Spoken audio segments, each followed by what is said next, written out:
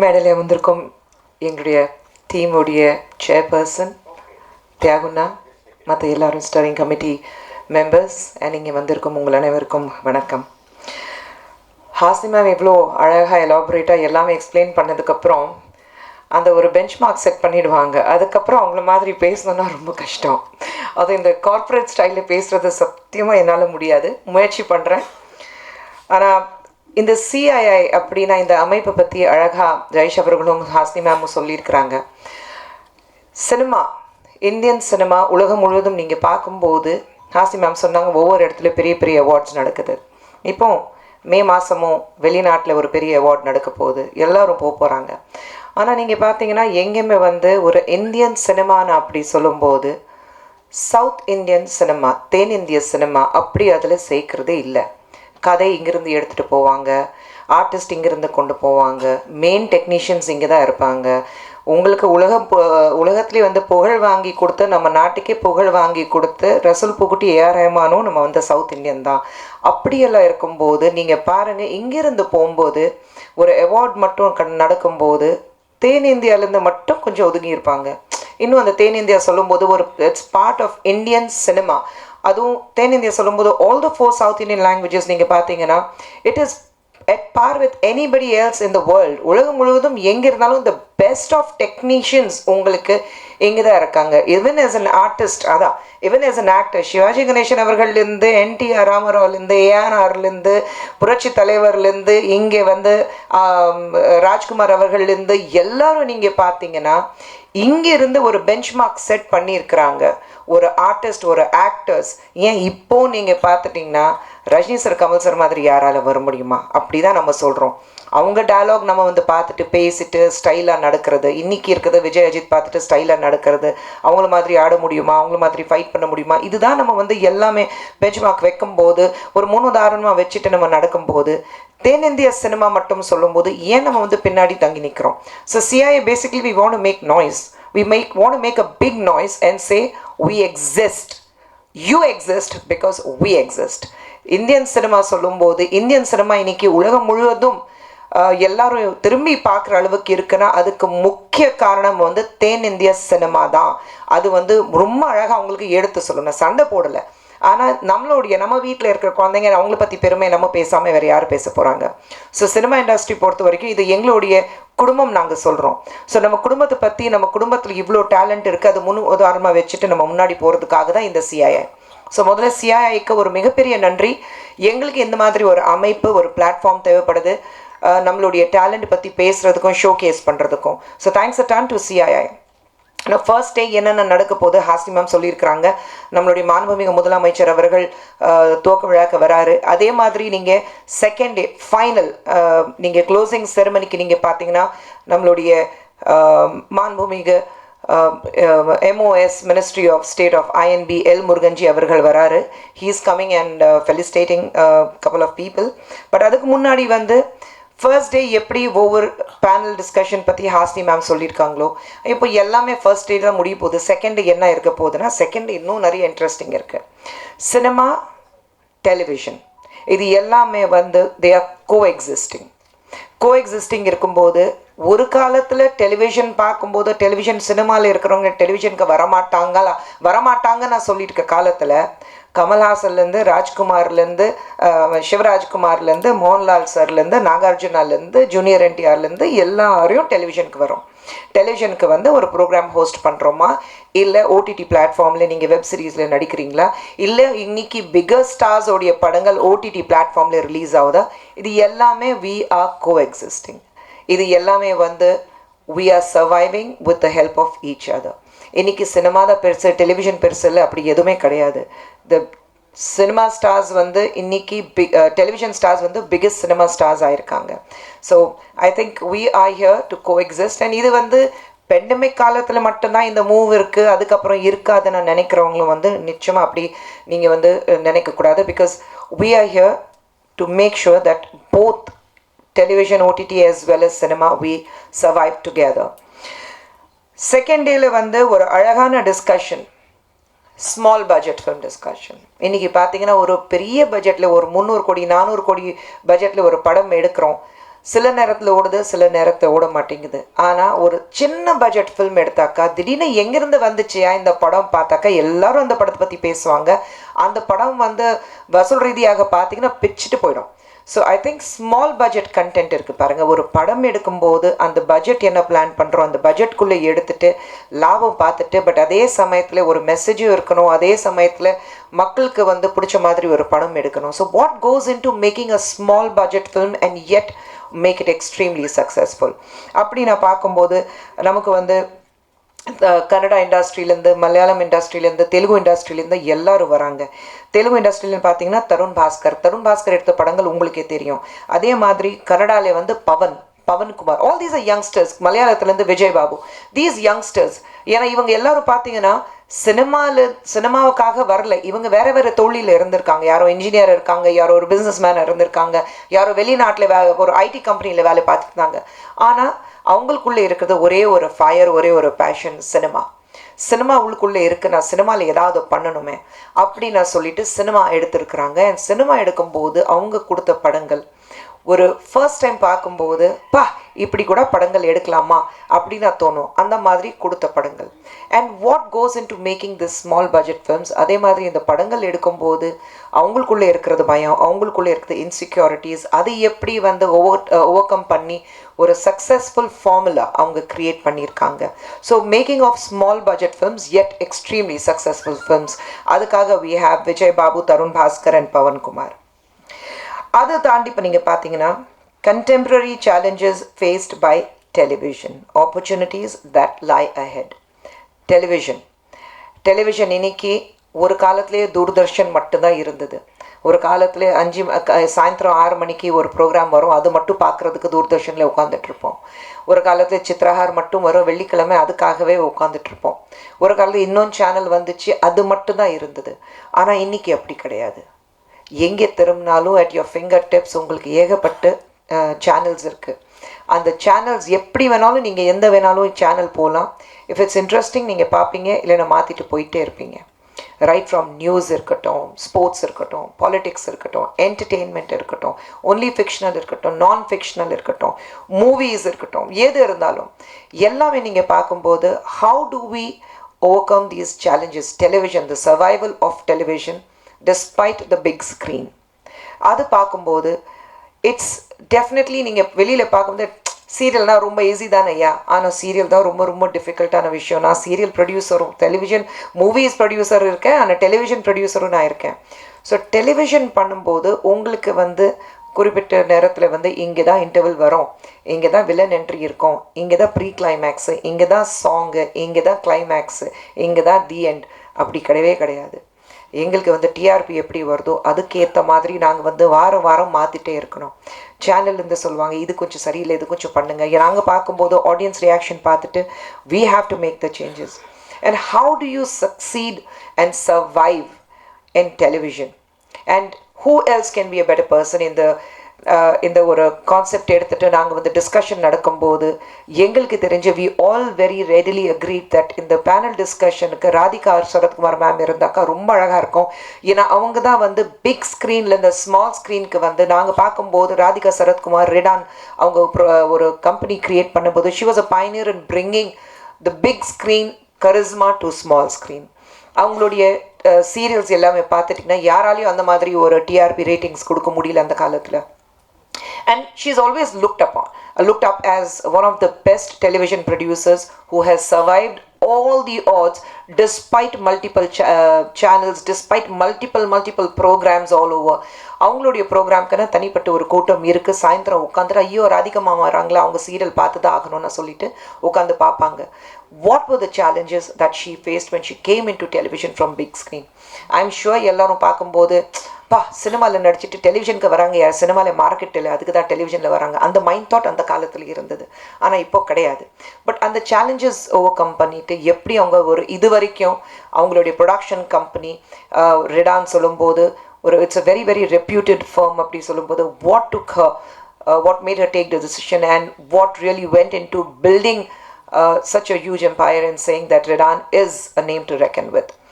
அதே மாதிரி we have YGM sir.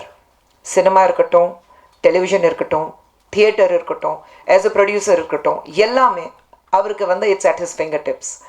A very respected personality in all the fields, and ஒரு ப்ரொடியூசரும் அவரும். So what makes him think that television is here to stay. ஒரு சர்வைவ்க்கு இருக்கும்போது டெலிவிஷனில் என்னென்ன பண்ண முடியும், எப்படி பேச முடியும், அதே மாதிரி டெலிவிஷன் பேசும்போது நிச்சயமாக ஒரு சேனல்லேருந்து we need somebody here. So we are still working on it. But கூடிய சீக்கிரத்தில் அடுத்த 2 days உங்களுக்கு பேர் வந்துடும். We are going to have one channel head who is going to discuss that television வந்து அவ்வளோ காம்படிஷன் இருந்தும் ஒவ்வொரு சேனல் சஸ்டெயின் பண்ணுறதுக்கு, டிஆர்பிஸ் ஜிஆர்பிஸ் சஸ்டெயின் பண்ணுறதுக்கு what goes in to it, எவ்வளோ மைண்ட் அதில் போகணும், எத்தனை ஆட்கள் வந்து வேலை பார்க்குறாங்க, what kind of ideas cos in to making a successful television content.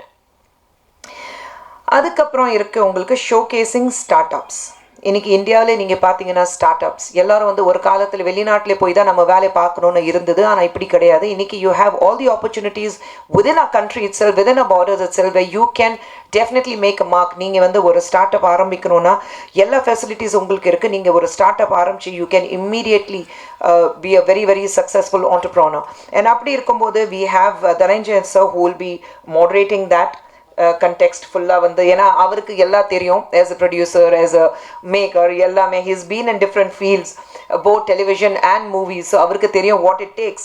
So he is here going to take it forward, and we have Oracle's movies, Sendil Nayagam, and then Gautam from Omax Media, and Shamil Karim from Diginur.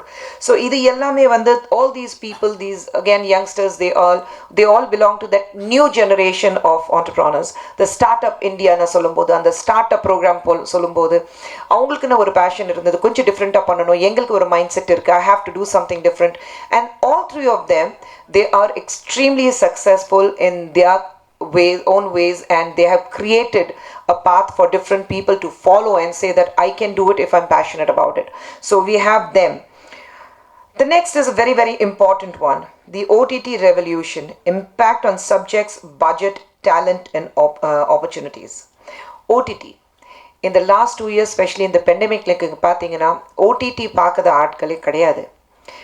Jayesh சொன்ன மாதிரி how the OTT platform is going to go in 2030, how it's going to go to almost 25 to 30 billion, right Jayesh? You said so. $1 billion பற்றி, $1 million எல்லாம் போய் billions பற்றி பேசிகிட்டு இருக்கோம். So 2030 போகும்போது we are going to reach almost 25 to 30 billion ஒரு product இருக்க போது இது.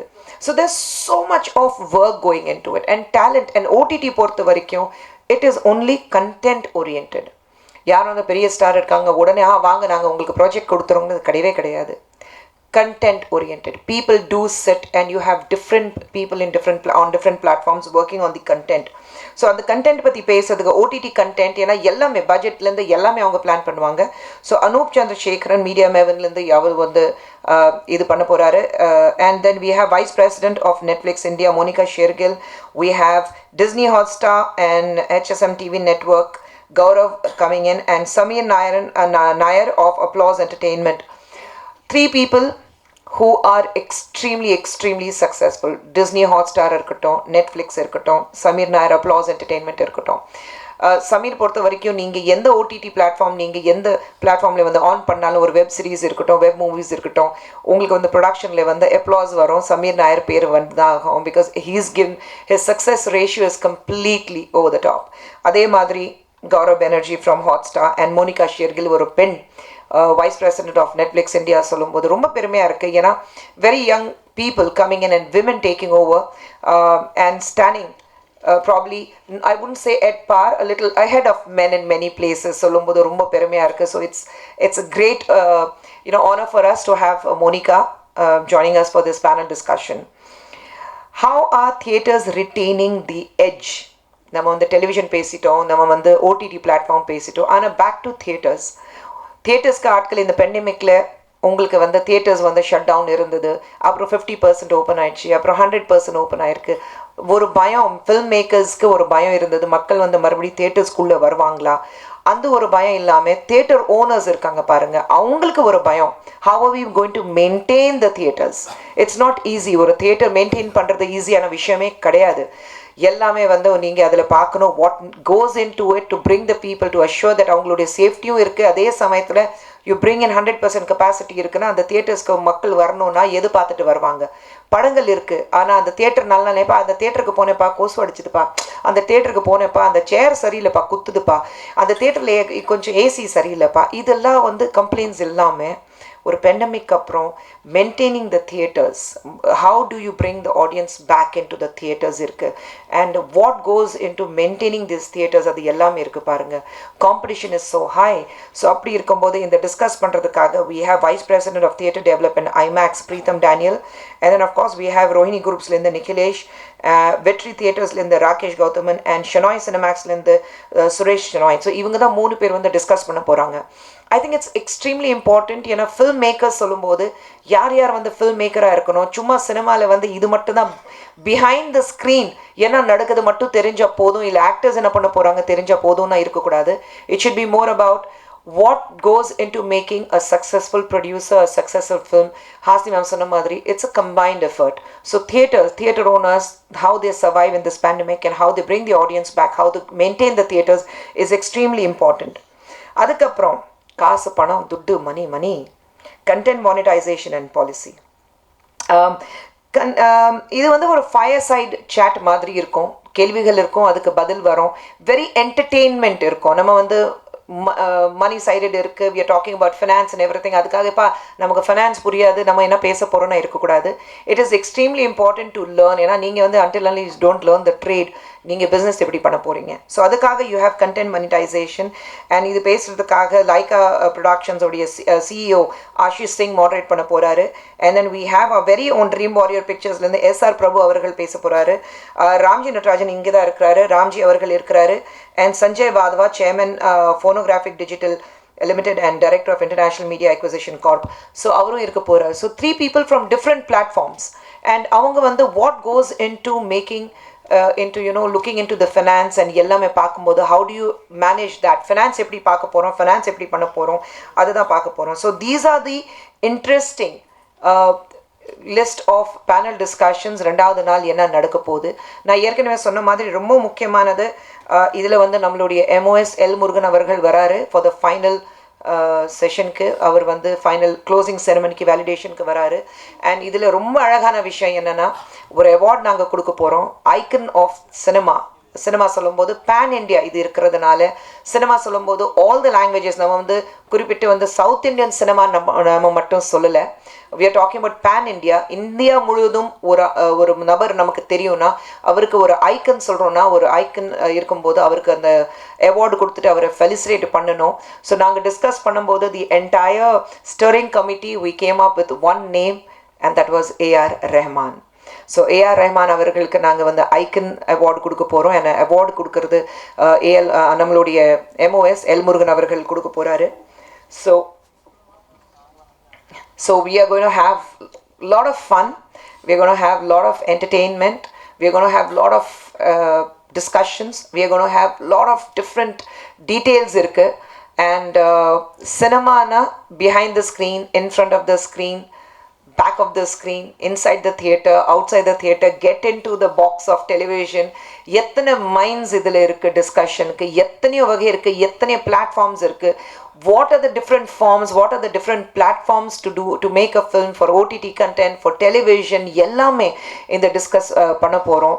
ஸோ யார் யார் வந்து சினிமா பேஷனில் இருக்கிறவங்க இந்த ப்ரோக்ராம்க்கு வந்து இந்த 2 நாட்கள் வந்து உங்களுடைய அறிவு இன்னும் அதிகப்படுத்துறதுக்காக, it's going to be a learning experience I would say. ஏன்னா நிறைய விஷயங்கள் நமக்கு எல்லாமே தெரியும் நான் சொல்ல முடியாது. இந்த 2 நாள் வந்து CII மீட்டிங்கில் நான் நிறைய விஷயங்கள் கற்றுக்க போகிறேன். So I want everybody who's passionate about films, who's passionate about television, who's passionate about content, who's passionate about doing something with their lives, I would say come, join us, be with us, take away the wisdom, take away the words, take away all the possible things you can learn from the brilliant lineup of discussions we have, and our superlative talented guest what we have in these 2 days. Please come, join us and take back not only entertainment but lot of things to learn. Thank you very much. உடனுக்குடன் செய்திகளை அறிந்து கொள்ள IF Tamil bell ஐகானை click செய்யுங்கள்.